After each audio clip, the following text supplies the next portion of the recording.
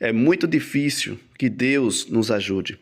Pastor adventista, ele traz uma mensagem impactante. Fica até o final e que Deus te abençoe. Presta bastante atenção. E outro dia, lendo alguma coisa sobre caráter, eu achei interessante que o pensamento que eu li dizia: o caráter não é a coisa mais importante na vida de um homem. É o quê? É a única. Um outro pensador diz: a estatura revela os homens grandes, o caráter revela os grandes homens. Ainda um outro disse: não é o que você diz, mas o que você é, que revela o caráter que você possui.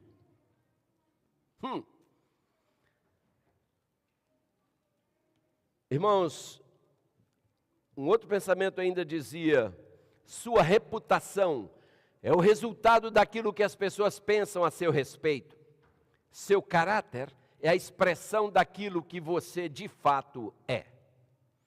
No seu livro Feed My Sheep, o pastor H.M.S. Richards, ele diz ali o seguinte: liderança tem tudo a ver com influência. E influência tem tudo a ver com caráter. Temos aqui líderes dessa igreja que hoje estarão sendo ordenados para o desempenho pleno das suas funções. Homens de Deus, lembrem-se, caráter é a moeda corrente que todos precisamos possuir. A igreja perdoa facilmente qualquer falha nossa, falha de memória. Se eu tiver dificuldades em me expressar, a igreja perdoa, releva. Se eu não souber cantar bem, a igreja perdoa, ela entende, releva. Se eu não souber tocar um instrumento, a igreja leva isso de boa. Mas se eu não tiver caráter, aí não. Isso a igreja não perdoa. E amém por isso. Essa é nossa moeda corrente. Liderança tem tudo a ver com influência. E influência tem tudo a ver com caráter. As pessoas seguem pessoas de caráter. Hoje nós estamos diante de duas cerimônias, como eu falei há pouco, o Dia dos Pais e a ordenação dos diáconos e diaconisas. E quando a Bíblia fala das qualificações para um ancião na igreja, em 1 Timóteo capítulo 3, versículos 4 e versículo 5, Paulo usa ali a palavra que governe bem a sua própria casa. Estamos lendo 1 Timóteo capítulo 3, versos 4 e 5. Paulo diz que o ancião deve ser um homem que governe bem a sua própria casa, criando os filhos sob disciplina, com todo respeito. E aí o texto diz: pois se alguém não sabe governar a própria casa, como cuidará da igreja de Deus? Então, homens de Deus, amados anciãos ordenandos, lembrem-se, sua primeira área de influência é o seu lar. A primeira pessoa que deve dar um testemunho do seu nível espiritual deve ser sua esposa, seus filhos. Ali está a sua primeira igreja. E seguramente a sua família projeta uma imagem para a igreja. Nós somos falhos, mas nós temos na palavra de Deus orientações suficientes para falharmos o mínimo possível. Que Deus os ajude a ser homens tais que suas esposas possam ver em vocês um espelho de Deus. Sara chamava seu esposo Abraão, meu Senhor. Não porque Sara não tivesse valor próprio, não porque Sara não soubesse qual era o seu verdadeiro valor em todos os aspectos, não. Sara era uma mulher de porte nobre, de beleza incomparável, mas Sara via em Abraão um representante de Deus. E ela sentia-se diante de um representante de Deus, de tal modo que ela o chamava de meu Senhor. Que nossas esposas nos vejam como representantes de Deus, que nossos filhos nos vejam assim, porque é fácil a gente representar perante a igreja. Perante a igreja a gente está quase na maioria do tempo de paletó e gravata, É fácil parecer que a gente é gente boa. Agora em casa não. Em casa a máscara é tirada, o paletó é tirado e aí nós somos o que somos. Eu sempre tenho dito, irmãos, para mim um dos maiores desafios em toda a minha vida nesses 40 anos de ministério sempre foi pregar tendo minha esposa e meus filhos olhando para mim. Sempre foi um desafio porque eles me conhecem pelo avesso. E olha, amados, que bênção é quando nós podemos olhar os filhos nos olhos, olhar a esposa nos olhos e pregar sem nenhum problema, com hipocrisia, porque eles te conhecem. E depois no versículo 12, Paulo fala sobre as qualificações para o diácono. E é interessante que Paulo diz ali, lembra que o diácono deve ser marido de uma só mulher, e também reforça o mesmo princípio, que governe bem a sua própria casa. Irmãos, é unicamente através do seu caráter que um líder pode influenciar pessoas e movê-las à ação, a começar em casa. Existem algumas exceções à regra, irmãos, e nós todos sabemos disso. O próprio Deus, sendo perfeito, perdeu um filho, que de um anjo de luz se transformou num príncipe das trevas. De Lúcifer virou Satanás. Infelizmente aconteceu na família do céu. Então essas exceções acontecem. Mas eu ouço muita gente dizer assim: santo de casa não faz milagre. E aí todo mundo se sente desculpado para ser relapso.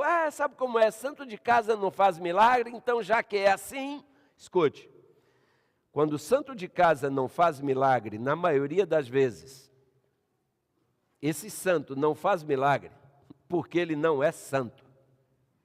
Ele só tem aparência de santo. Porque se um santo de casa não fizer milagre, qual é que vai fazer?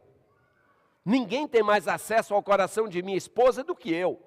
Ninguém tem mais acesso ao coração de meus filhos do que eu. Então, se eu não conseguir fazer milagre ali, como é que um estranho vai conseguir?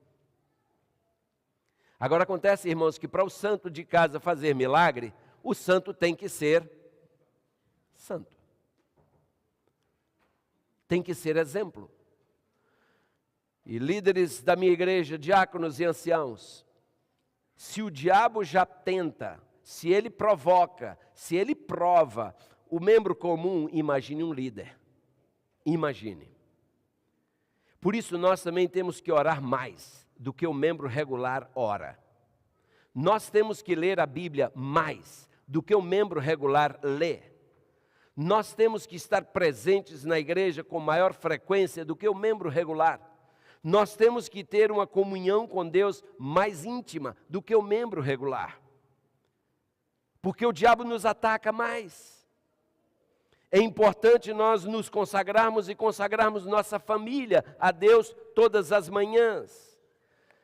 Sabem, queridos, Jesus Cristo um dia nos disse que nós deveríamos ser o sal da terra e a luz do mundo. Eu acho impressionante esses dois simbolismos, porque até onde me consta, nenhum dos dois emite som. Ambos emitem apenas os efeitos do que são. A luz não precisa emitir som, ela apenas brilha. O sal não precisa fazer barulho, ele apenas salga. E Jesus nos manda ser a luz da terra, o sal da terra e a luz do mundo. Talvez por isso em Mateus 5,37 ele diz: portanto seja o vosso sim, sim, e o vosso não, não. Irmãos, essa é a forma de proceder de um homem, um homem de verdade. E com esse tipo de pessoa não há meio termos. Com esse tipo de pessoa, o preto ou branco. Com esse tipo de pessoa, ou é ou não é. Um cristão não pode ser um indivíduo de duas palavras, ou de palavras nas quais não se possa confiar. Eis porque Tiago insiste, em Tiago 5,12, seja porém o vosso sim, sim, e o vosso não, não, para não serdes condenados.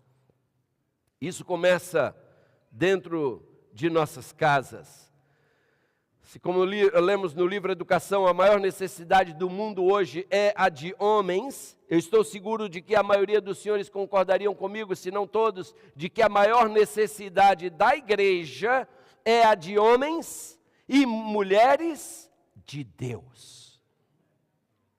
Irmãos, eu uma vez preguei um sermão aqui sobre homem de Deus, eu me lembro, e naquele então eu lembrei que nas Escrituras, os porta-vozes de Deus são geralmente chamados, identificados por títulos.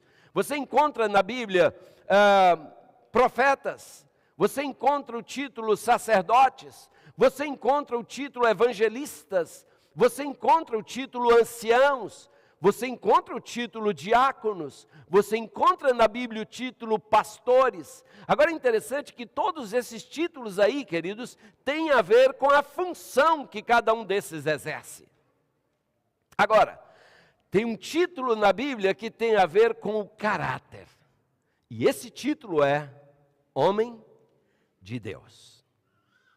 Para você receber o título de pastor, você só precisa ocupar a função de pastor. Para receber o título de diácono e assim sucessivamente, você só precisa ocupar aquela função e aquele título tem a ver com a função. Mas para receber o título de homem de Deus, oh boy, aí sim, seu caráter tem que ser um caráter a toda prova. Que Deus ele te abençoe. Eu vou deixar o link da pregação completa aqui na descrição. Não esquece de fazer parte desse canal se inscrevendo, deixando o teu gostei, o teu comentário e também não esquece de compartilhar esse vídeo para mais pessoas, tá bom? Que Deus ele te abençoe e que possamos a cada dia pedir sabedoria, discernimento, fé ao nosso bom Deus. Um forte abraço para você em Cristo Jesus.